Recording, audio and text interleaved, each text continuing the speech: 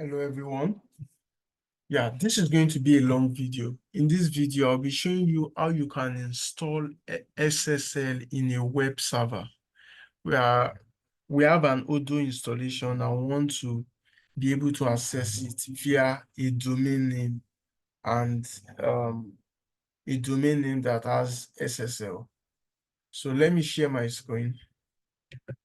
So what we already have is that we have Odoo installed in a virtual machine running on Microsoft Azure.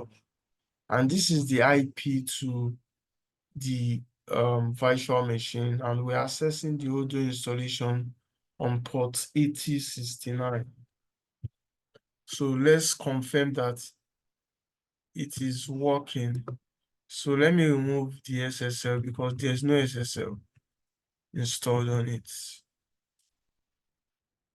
Yeah, so we can see that it is working. So we have Odoo installed here.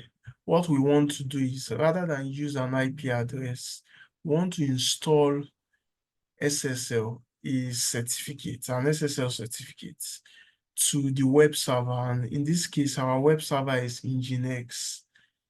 Afterwards, we are going to also, so the SSL is to our domain name, and we'll be seeing how we can do that. But before we even start with that, what I want us to do is that I'm going to point my this IP address, and we add an A record to my domain name, and the value of that A record will be this IP address for this virtual machine. So this is my my domain register. I'm using ayokunle.org. So this is my domain register. I'm going to modify this A record, change the value here, and I want it to be,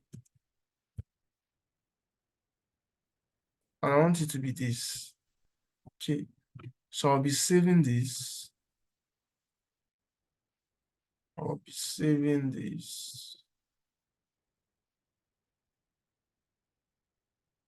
Yeah, so the DNS record have been updated successfully. So what I will do now is, so because I've added this A record to my domain, I should be able to access it via my domain name. So instead of entering the IP address column, the port number, I want to enter um